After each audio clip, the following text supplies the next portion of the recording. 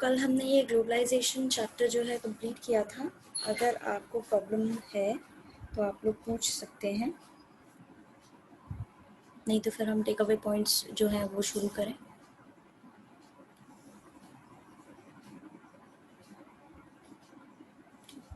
किसी को कोई प्रॉब्लम नहीं है? कोई एक टॉपिक में भी प्रॉब्लम नहीं है?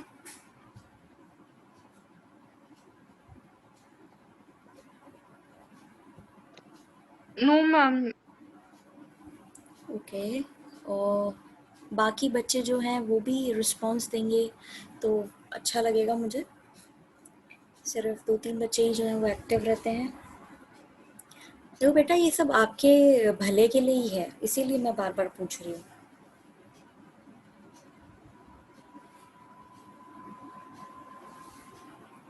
Okay, fair enough. अब हम इसके टेक अवे पॉइंट्स जो हैं वो डिस्कस करेंगे। कॉन्सेप्ट क्या है ग्लोबलाइजेशन का? बिफोर आस्किंग कॉन्सेप्ट, आपकी क्वेश्चन आ सकता है कि व्हाट इज़ ग्लोबलाइजेशन या डिफाइन ग्लोबलाइजेशन। ग्लोबलाइजेशन चीज़ क्या है? तो उसमें ये very short answer type question हो सकते हैं। अभी हमें पता नहीं है कि हमारा आने वाला जो एग्ज़ाम है वो किस बेसिस पे होगा। वो ऑनलाइन बेसिस पे होगा या ऑफलाइन बेसिस पे होगा। जो प्रॉपर ओल्ड मेथड था एग्ज़ाम देने का उसी तरीके से होगा। लेकिन इसीलिए हम जो है सारी चीज़ें कवर करते हुए चलेंगे। हमारे पास ये नहीं होना चाहिए कल को कि हमें कुछ आ नहीं रहा है या हमारा ये रह गया है। तो अगर ये क्वेश्चन आता है कि ग्लोबलाइजेशन क्या है, डिफाइन ग्लोबलाइजेशन, तो आप लिख सकते हैं globalisation means the flows of ideas, capital, commodities and people across different parts of the world. It is a multi-dimensional concept. It has political, economic and cultural manifestations and these must be adequately distinguished. यानी कि globalisation जो है उसमें ideas का flow है, exchange of ideas है, capital money है, commodities और पीपल, इन सब का एक्सचेंज होता है डिफरेंट पार्ट्स में वर्ल्ड के। ये एक मल्टी डायमेंशनल कॉन्सेप्ट है, यानी कि ये सिर्फ एक पर्टिकुलर फील्ड में ही नहीं है। ठीक है, अब इसमें पॉलिटिकल कॉन्सिक्वेंसेस हैं, इकोनॉमिक भी हैं और कल्चरल भी हैं। उसके बाद में globalisation need not always be positive. अब ग्लोबलाइजेशन जो है वो हमेशा पॉजिटिव नहीं होता। ऑब्वियस सी बात है, जैसे हम जानते ही हैं कि हर चीज़ के कुछ पॉजिटिव और नेगेटिव इम्पैक्ट्स होते ही हैं। कोई भी चीज़ जो है वो थरली एक इम्पैक्ट लेकर के नहीं आती है। वैसे ही ग्लोबलाइजेशन जो है वो उसके भी पॉजिटिव और नेगेटिव इम्पैक्ट हैं। Then, as a concept, globalization fundamentally deals with flows. These flows can be ideas moving from one part of the world to another, commodities being traded across borders and so on. जैसा कि हमने first line में पढ़ा था, जिसमें हमने globalisation के बारे में पढ़ा, वहाँ पे भी यही लिखा था कि ये फ्लोज होता है, यानी कि एक्सचेंज होते हैं यहाँ पे आइडियाज़ और कैपिटल और बाकी चीज़ें। वैसे ही इस लाइन में भी यही लिखा हुआ है कि ये डील करता है किस में, मेनली फ्लोज में, यानी कि एक्सचेंज में। यहाँ पर हम अच्छी जॉब के लिए कुछ लोग इंडिया से अमेरिका की तरफ मूव कर जाते हैं, अच्छी अपॉर्चुनिटीज़ मिलती हैं। कुछ लोग पढ़ाई करने के लिए भी वहाँ चले जाते हैं और कुछ लोग जो है वहाँ से यहाँ पर भी पढ़ने के लिए आते हैं। तो यहाँ पे क्या हो रहा है, एक्सचेंज हो रहा है। एक तो जॉब्स के उसमें देखा जाए तो वो अपनी गुड्स एंड सर्विसेज वहाँ जाके दे रहे हैं, ठीक है। और पढ़ाई करने के लिए अगर आप एक जगह से दूसरी जगह मूव कर रहे हैं तो उसमें क्या हो रहा है, आप उनका जो सर्विसेज हैं वो ले रहे हैं वहाँ जा कर के, ठीक है। और अगर कोई कंपनी जैसे मल्टीनेशनल कंपनीज़ हैं जो बाहर से आकर के इंडिया में इन्वेस्ट कर रही हैं, तो वो कैपिटल मनी इन्वेस्ट कर रही हैं, ठीक है। यहाँ पे कैपिटल का क्लियर हो गया। देन अगर आप यहाँ से वहाँ जॉब करने जा रहे हैं या आपने यहाँ पे कोई इन्वेस्टमेंट किया है जो बहुत ही सक्सेसफुल रहा है और यहाँ वहाँ की कंपनीज़ जो है वो भी चाह रही हैं कि आप ये जो आपने नई चीज़ इन्वेंट करी है वो भी उस चीज़ को अपनाना चाहती हैं, ठीक है। तो वो क्या कर रही हैं, आइडियाज़ जो है वो भी इन्वेस्ट हो रहे हैं, एक दूसरे से एक्सचेंज हो रहे हैं। तो इस तरीके से आप ग्लोबलाइजेशन को बहुत ही आसान शब्दों में समझ सकते हैं। Then, the crucial element is the worldwide interconnectedness which is created and sustained as a consequence of the constant flow. अब क्या होता है, जो सबसे मेन इम्पॉर्टेंट एलिमेंट है वो क्या है कि सारे वर्ल्ड को ये क्या कर रहा है, कनेक्ट कर रहा है, ठीक है। और जो सारे कॉन्सिक्वेंसेज आ रहे हैं उनका क्या, कांस्टेंट फ्लो चल रहा है, यानी कॉन्स्टेंटली वो एक्सचेंज कर रहे हैं अपने आइडियाज़ और अपने थॉट्स और अपने व्यूज़ और अपनी कॉमोडिटीज़ और अपने गुड्स और प्रोडक्ट्स। जैसे बर्गर किंग के बारे में आप लोगों ने सुना होगा, आई गेस मैकडोनल्ड्स के बारे में आपने सुना होगा। तो ये क्या है, एक एग्जाम्पल है जिसमें बाहर यस की, मैम।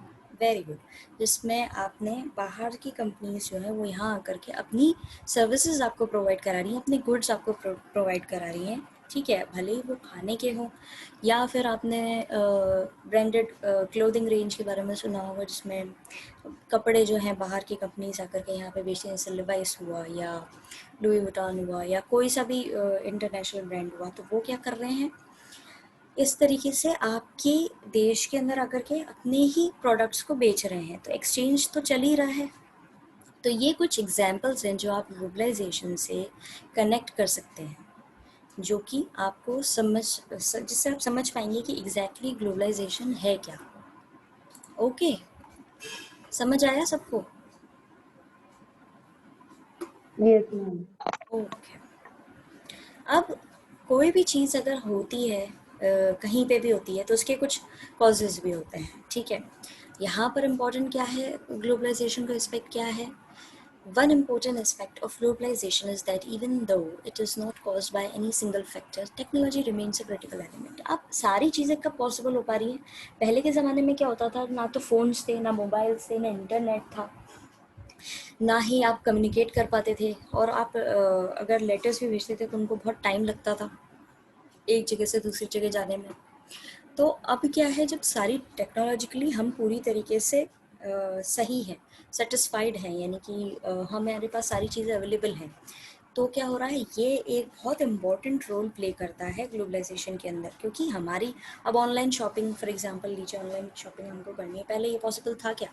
जब फ़ोन आ गए थे तभी क्या ये पॉसिबल था कि हम ऑनलाइन शॉपिंग कर पा रहे हैं एक जगह से दूसरी जगह, घर बैठे बैठे नो हम मैम। सारे, हाँ वेरी गुड, सारी चीज़ें जो हैं हम मंगा पा रहे हैं, ये पॉसिबल नहीं था। ये कब पॉसिबल हुआ? जब ये टेक्नोलॉजी आई, तब ये पॉसिबल हुआ, ठीक है। ये बहुत इम्पॉर्टेंट रोल प्ले कर रहा है ग्लोबलाइजेशन में। आज अगर हमें बाहर के देश के बारे में भी कोई जानकारी हासिल करनी हो, ये भी ग्लोबलाइजेशन का ही एक हिस्सा है। अगर हमें न्यूज़ जाननी हो कि यूएसए में क्या चल रहा है, वहाँ पर राइट्स हो रहे हैं, कि वहाँ पर अभी करंट कंडीशंस में क्या चल रहा है, वहाँ का वेदर कैसा है, या इवन एक वेदर भी अगर हमको जानना हो, तो टेक्नोलॉजी जो है वो कितना इंपॉर्टेंट रोल प्ले करती है, कि हम यहाँ पर एक ऐप डाउनलोड करेंगे, लोकेशन डालेंगे कि हाँ भाई हमें न्यूयॉर्क का वेदर देखना है, तो हमने न्यूयॉर्क की वो डाली लोकेशन, और हमने वहाँ का वेदर पता पड़ गया। या हमने अपने देश में ही कहीं साउथ इंडिया या ईस्ट इंडिया कहीं पे भी जो है उनकी लोकेशन डाल करके वेदर देख लेंगे। तो टेक्नोलॉजी क्या कर रही है, बहुत ही इंपॉर्टेंट रोल प्ले कर रही है इस ग्लोबलाइजेशन में भी। अब फॉर एग्जांपल आपको यहाँ से कोई चीज़ मंगानी है बाहर के देश से, ठीक है, तो आप क्या करेंगे, उसके ऑफिशियल साइट पे जाएंगे, इंटरनेट चालू करेंगे, उसके ऑफिशियल साइट पे जाएंगे, ऑर्डर प्लेस करेंगे, और कुछ विद इन कुछ डेज़ में ही आपके पास वो चीज़ आ जाएगी। जो चीज़ें पहले नहीं हो पा रही थी, वो अब इंटरनेट और टेक्नोलॉजी की वजह से बहुत ही इम्पॉर्टेंट हो गई हैं हमारे लिए, मतलब कि हमारे लिए ईजिली अवेलेबल हो गई हैं। अब है the ability of ideas, capital, commodities and people to move more easily from one part of the world to another has been made possible for technological advances. अब इस पॉइंट में क्या बोल रहे हैं, वही बात चल रही है जो अभी तक हम पढ़ रहे हैं क्या, लेकिन इसमें हम ये समझ रहे हैं कि एक जगह से दूसरी जगह जाना, जो चीज़ें होती हैं वो तो बहुत ही आसानी से आ जाती हैं, और हमारे जैसे कि प्रोडक्ट्स हुए वो इजीली आ जाएंगे। लेकिन क्या होता है, हमारा एक कंट्री से दूसरी कंट्री में जाना, या दूसरी कंट्री से कोई हमारी कंट्री में आए, तो उसका एक लॉन्ग प्रोसीजर होता है, जिसके अंदर आपको वीज़ा अप्लाई करना होता है, आपके पास पहले पासपोर्ट होना चाहिए, फिर आप वीज़ा एप्लीकेशन डालते हैं, फिर वहाँ से अप्रूव होगी, तब जा कर के फिर आप टिकट खरीदेंगे, टिकट बुक कराने के बाद में आप वहाँ पर जाएंगे, फिर वहाँ पर आपके जो डॉक्यूमेंटेशन होता है वो भी देखा जाता है। तो यहाँ पर ये चीज़ जो है, टेक्नोलॉजिकली एडवांस तो हो गए हैं हम, लेकिन तब भी थोड़ा जो है ईजिली एक जगह से दूसरी जगह जाने में थोड़ा हमको, इंसानों को थोड़ा टाइम लगता है, लेकिन जो प्रोडक्ट्स होते हैं वो ईजिली आ सकते हैं। Then globalisation is all about interconnections, is also an important aspect of globalization. Any event taking place in one part of the world could have an impact on another part of the world. अब क्योंकि हमारी चीज़ें मतलब सारे world में connected हैं, कहीं ना कहीं हम किसी न किसी चीज़ से एक दूसरे से जुड़े हुए हैं, या तो सामान के लिए जुड़े हुए हैं या ह्यूमन रिसोर्सेज के लिए जुड़े हुए हैं। अब क्या हुआ, जैसे कि इसका एक एग्जांपल दीजिए कि अभी जो है यूएसए ने जो वीज़ा मिलता है लोगों को जॉब करने के लिए, इंडियंस को या कोई से भी देश को, उस पे क्या रोक लगा दी है। जो पहले जिनको पहले मिला हुआ है, जिनका टाइम पीरियड चलेगा, जितनी उनकी लास्ट डेट होगी, वो तो वहीं पे ही काम करेंगे। उसके बाद क्या करना पड़ेगा, उनको वापस अपने देश में आना पड़ेगा। ठीक है, अब इससे क्या इफ़ेक्ट पड़ेगा उसको समझो। अभी क्या हुआ है, हमारे पेंडेमिक की वजह से बहुत सारे लोगों ने अपनी जॉब्स जो है उनको खो दी है। ठीक है, क्योंकि बहुत सारा रिसेशन आ गया है, तो कई लोगों की नौकरियां चली गई हैं, पहले से काफ़ी बेरोज़गारी है, अनएम्प्लॉयमेंट है। अब जब यूएसए ने ये चीज़ फाइनल कर दी, तो एक पॉइंट पे वहाँ पे जो इंडियंस रह रहे हैं या नौकरी कर रहे हैं, जो वहाँ पर एक पॉइंट पे उनकी एक फाइनल डेट आ जाएगी, जिनका वीज़ा ख़त्म हो जाएगा। वर्किंग वीज़ा मिलता है, एक घूमने का वीज़ा मिलता है और एक वर्किंग वीज़ा मिलता है। ठीक है, तो जो वर्किंग वीज़ा है जब वो एंड होगा, तो वो लोग भी इंडिया में आएंगे। पहले से अनएम्प्लॉयमेंट इतना ज़्यादा है, बाहर से और लोग जो मतलब गए हुए थे बाहर कमाने के लिए, वो भी जब इंडिया में आएंगे तो और अनएम्प्लॉयमेंट बढ़ेगा। अब उनमें से जो और बहुत अच्छे एक्सपीरियंस वाले होंगे, उनको तो यहाँ पे जॉब मिल जाएगी। अब उन्हें जॉब मिलेगी तो कोई ना कोई तो बेरोज़गार होगा, किसी और की तो जॉब को लेंगे ही। तो इफ़ेक्ट हुआ। एक्शन किसने लिया, यूएसए ने लिया। लेकिन इफ़ेक्ट किस पे आया, इंडिया पर भी आया। तो यहाँ पर बोला जा रहा है कि देश में कहीं पे भी, किसी भी देश में कहीं पे भी कोई चीज़ होती है तो उसका ऑल ओवर वर्ल्ड पे कहीं ना कहीं इम्पैक्ट पड़ता ही है। ये है इंटरकनेक्शन। समझ में आया? Yes ma'am. ओके। अब है कॉन्सिक्वेंसेस ऑफ ग्लोबलाइजेशन। अब ये जो इफ़ेक्ट पड़ते हैं ग्लोबलाइजेशन के, वो किस किस तरीके से पड़ते हैं। पहला है पॉलिटिकल कॉन्सिक्वेंसेस। पॉलिटिकल कॉन्सिक्वेंसेस के अंदर आता है globalisation results in an erosion of state capacity, that is by reducing the ability of government to do what they want to do. अब आपको इसका एक बहुत ही डिफरेंट एग्जांपल मैं देती हूँ। जैसे कि अभी क्या हुआ था, हमने पढ़ा, मैंने आपको बताया था कि पाकिस्तान जो है उसने लोन लिया है चाइना से। ठीक है, लोन कितना लिया है, 1 बिलियन समथिंग, और चाइना ने उससे साइन कितने पे कराया है, 200 बिलियन पे। ठीक है, अब चाइना को वो 200 बिलियन तो दे ही नहीं सकता, क्योंकि उसने खुद ने किसी Saudi Arabia, sort of I think Saudi Arabia से को चुकाने के लिए 1 बिलियन उसको देने थे, जो उसके पास नहीं थे। ध्यान से सुनना इस चीज़ को, ठीक है। अब 1 बिलियन उसके पास थे नहीं, उसने खुद ने किसी और से उधार, अपना उधार चुकाने के लिए एक और उधार लिया।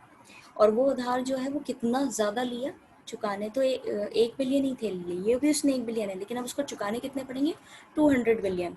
अब क्या होगा, चाइना जो है वैसे ही बहुत ज़्यादा कंट्रोल करता है, ठीक है, पाकिस्तान के ऊपर।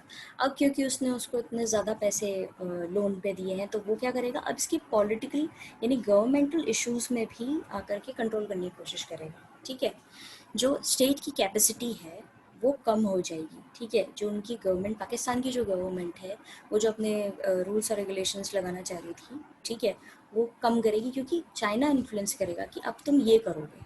तो उन्होंने क्या करा, चाइना वालों ने उनकी जो गवर्नमेंट काम कर रही थी उन पर कंट्रोल कर लिया।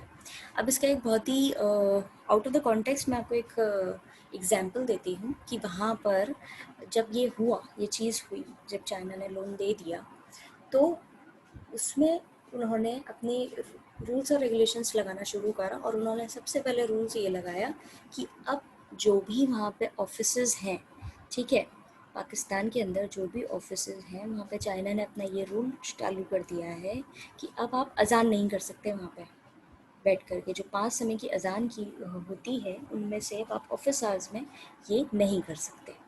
तो कर दी स्टेट कैपेसिटी, हो गई उनकी, अब एफिशिएंसी कम हो गई ना, वो अपनी अपनी ही कंट्री में रह करके अपने ही ट्रेडिशंस को फॉलो नहीं कर सकते, क्योंकि बाहर की कंट्री से उन्होंने लोन लिया था। और वो अब जो है अपना पूरा इन पे डोमिनेंट दिखा रही है, डोमिनेंस हो रहा है उनका। समझ आया आपको स्टेट कैपेसिटी क्या है, कि बाहर की यस गवर्नमेंट, मैम। जी, बाहर की जो है कैसे स्टेट कैपेसिटी को कम कर रही है, यानी कि गवर्नमेंट की जो एबिलिटी है उसको कम कर देती कि वो डिसीजन ले पाए अपने सिटीजन्स के फेवर में। ठीक है, then it gives way to a more minimalist state that performs certain core functions such as the maintenance of law and order and the security of its citizens। अब देखो वही बात इससे रिलेट कर सकते हैं हम, चाइना वाली चीज़ जो है कि इसमें इनका काम क्या होता है गवर्नमेंट का, कि वो अपने देश के अंदर लॉ और ऑर्डर मेंटेन करे और अपने सिटीजन्स को उनकी जो सिक्योरिटी है उसका ध्यान रखे। लेकिन जब वो पहले ही किसी और के दबाव में काम कर रहे हैं तो वो कैसे अपने सिटीजन्स को रक्षा करेंगे या लॉ एंड ऑर्डर मेंटेन करेंगे।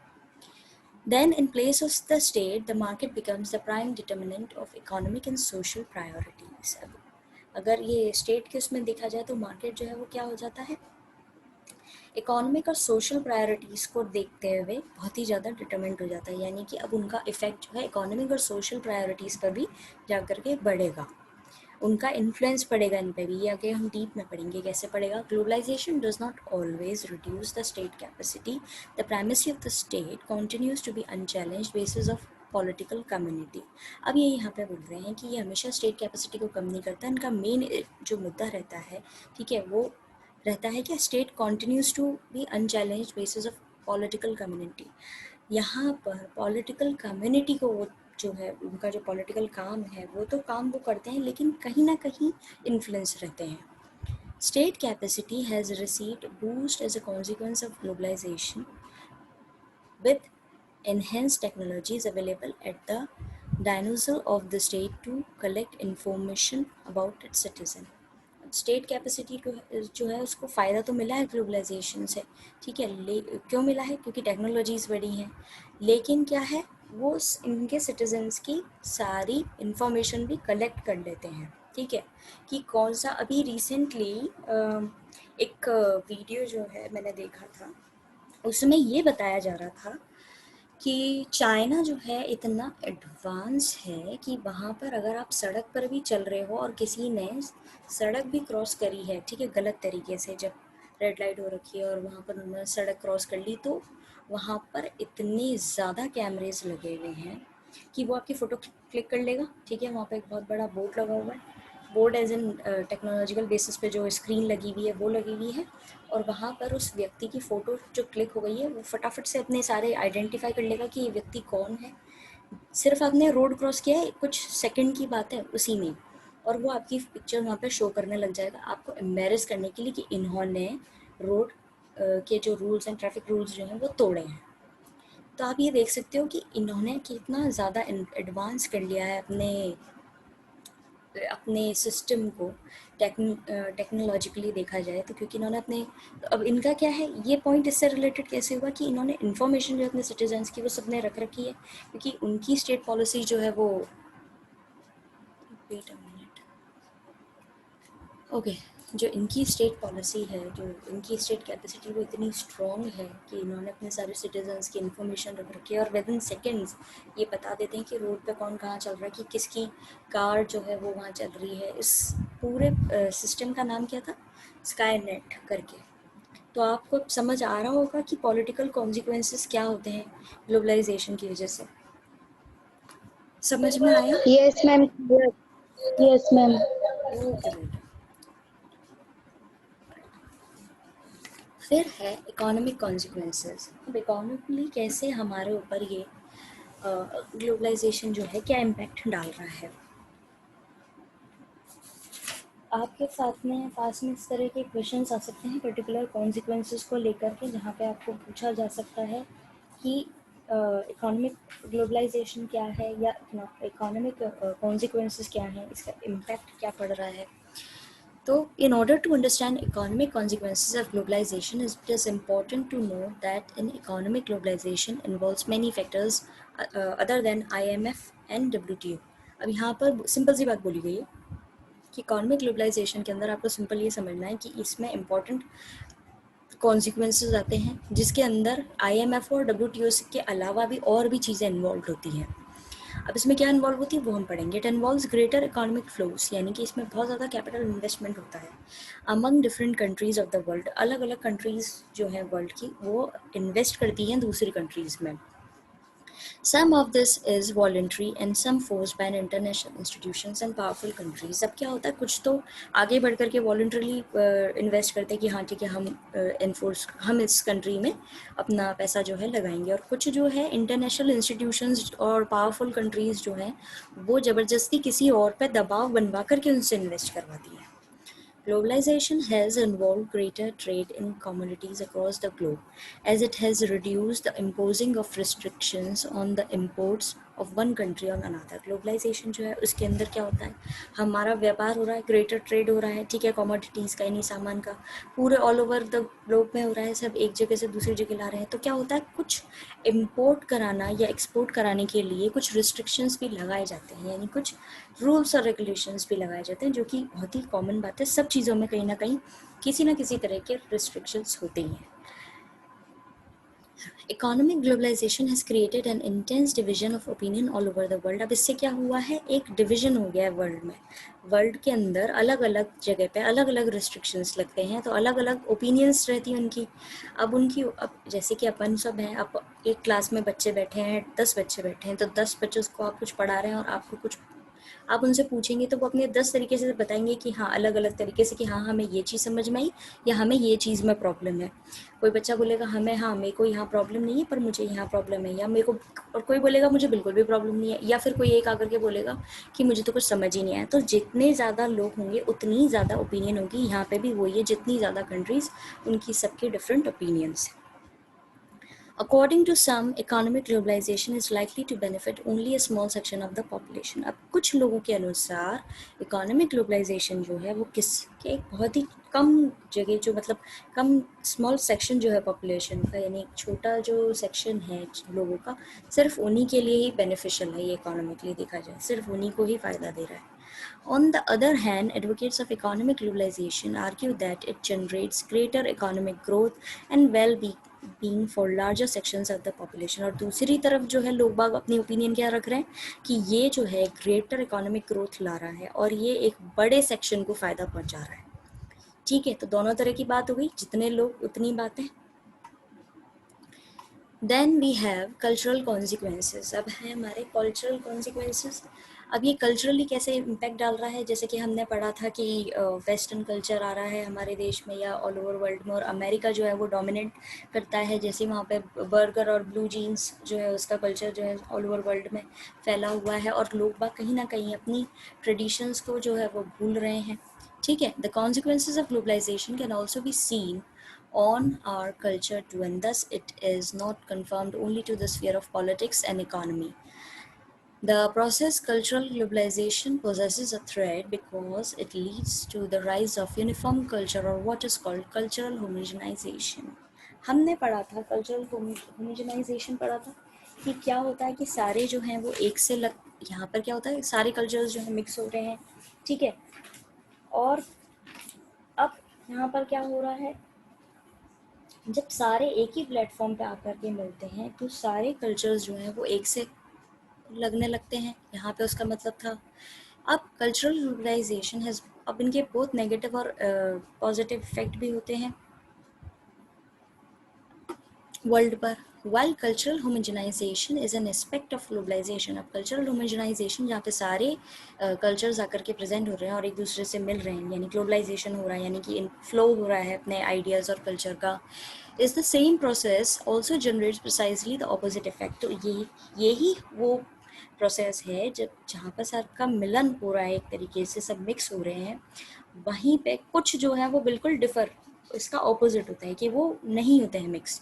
ठीक है, वो बिल्कुल डिफरेंट ही रहते हैं, जो वो हैं वो उसी पे अपनी रूट्स से ही जुड़े हुए रहते हैं। तो इसके भी दोनों पॉजिटिव और नेगेटिव इम्पैक्ट है। So now we only have 1 minute left. If you have any problem regarding above topics, you can ask me. अगर आपको कोई चीज़ समझ में नहीं आई जो अभी तक हमने पढ़ा तो आप उससे पूछ सकते हैं।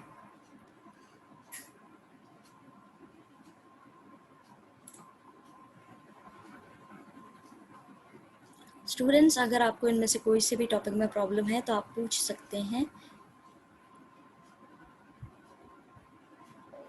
Ma'am, yes, culture consequence paragraph is repeated, please. Cultural Para consequences. is repeated. Yes, ma'am. Point is not clear. अच्छा, इसमें क्या कल्चरल कॉन्सिक्वेंसेस के अंदर ये होता है कि इंडिया का कल्चर अलग है, यूएसए का कल्चर अलग है, और फ्रांस का कल्चर अलग है, रशिया का हाँ। कल्चर अलग है, चाइना का कल्चर अलग है, सारे देशों का कल्चर अलग है। जब आप उनसे ग्लोबलाइजेशन के एक तरीके से आप उनसे कनेक्ट करते हैं, उनके कल्चर को समझते हैं, या आप उनके देश में जाकर के रहते हैं, या वो आपके देश में आकर के रहते हैं, तो आप एक दूसरे से कल्चरल अपनी, जैसे कि इंडिया जो है एक बहुत ही डाइवर्स देश है, यहाँ पर भी डिफरेंट रिलीजन के लोग हैं, तो हम क्रिसमस भी मनाते हैं, हिंदू होकर के क्रिसमस भी मनाते हैं, और जो क्रिश्चियंस हैं या सिख्स हैं वो लोग दिवाली भी सेलिब्रेट करते हैं। जैसे हम एक दूसरे में अपना कल्चर का एक्सचेंज कर रहे हैं और उनके कल्चर को अपना रहे हैं, उनके रिलीजियस बिलीफ को अपना रहे हैं, उसी तरीके से ये सब इंटरनेशनल लेवल पे भी होता है। वहाँ पर जाकर के भी हम उनके कल्चर को जो है एक्सेप्ट कर रहे हैं, या वो हमारे कल्चर के प्रति जो है बहुत ज़्यादा इंटरेस्ट दिखा रहे हैं। तो कुछ जहाँ पर, जैसे कि एग्जांपल के तौर पे लीजिए, यूएसए के अंदर अभी आप गए दिवाली के दौरान गए, तो वहाँ पे जो इंडियंस रह रहे हैं उनके जो फ्रेंड्स होंगे, वहाँ पे जो लोग अमेरिकन्स होंगे वो भी उनके फेस्टिवल में आकर के हिस्सा लेंगे या होली सेलिब्रेट करेंगे। ठीक है, तो यहाँ पे हो गया ग्लोबलाइजेशन, एक हेट्रोजेनाइजेशन हो गया, सारे सॉरी होमोजेनाइजेशन हो गया कि कल्चर मिल गए। अब इसके अपोजिट क्या होता है, कुछ तो करते हैं मिल के कहते हैं आकर के सेलिब्रेट, और कुछ जो है वो अपने रूट्स पे ही रहते हैं कि बोलते हैं नहीं, ये सब हमारे लिए नहीं है और हम इसमें लीस्ट इंटरेस्टेड है। तो वो क्या कहलाता है, वो कहलाता है हेट्रोजेनाइजेशन। तो कल्चरल कॉन्सिक्वेंसेस के अंदर भी यही है, कुछ पॉजिटिव पॉइंट्स भी हैं, कुछ नेगेटिव पॉइंट्स भी हैं। पॉजिटिव पॉइंट्स ये हैं कि हाँ सब मिल हारमोनी से रह रहे हैं, हारमोनियस बिल्कुल माहौल है मिलनसार वाला। और नेगेटिव इम्पैक्ट क्या है कि कुछ जगह पे जो बहुत ही होस्टाइल और अपने अपने में ही रह रहे हैं, या वो सेलिब्रेट नहीं करना चाह रहे हैं। ठीक है, और दूसरी बात ये है कि कुछ लोग इतने ज़्यादा इन्फ्लुएंस हो जाते हैं इस चीज़ से कि वो अपने कल्चर को भूल ही जाते हैं बिल्कुल। और इसका नेगेटिव इम्पैक्ट ये है कि वो अपने कल्चर से बिल्कुल ही बोले कि नहीं ये क्या होता है, दिवाली हमें तो नहीं मनानी, हम तो क्रिसमस मनाएंगे, हम तो stick to that particular festival ही रहेंगे क्योंकि हम तो अमेरिकन हो गए। या हमने जो इनका वेस्टर्न कल्चर है, हमने शॉर्ट कपड़े पहनने हैं, या कपड़ों पे खैर कमेंट करना is not feasible to anyone, कि सबकी चॉइसेस होती हैं, लेकिन एक होता है कि आप अपने कल्चर को बिल्कुल भूल ही जाते हैं, आप अपने ट्रेडिशन को भूल जाते हैं, तो वो नेगेटिव इम्पैक्ट है। अब समझ आया? Yes ma'am. चलिए, तो आज हमने कल्चरल कॉन्सिक्वेंसेस तक पढ़ लिए हैं। अगर आपको इसमें कोई प्रॉब्लम आए तो आप बताइएगा कल क्लास में। उसके अलावा बाकी हम कल कंटिन्यू करेंगे इसी को ही, जब तक ये ज़्यादा बड़ा नहीं है, और उसके बाद हम नया चैप्टर स्टार्ट करेंगे। अब मैं आपको लिंक भेज रही हूँ हिस्ट्री क्लास के लिए। Okay. Okay, thank you ma'am. Okay, welcome.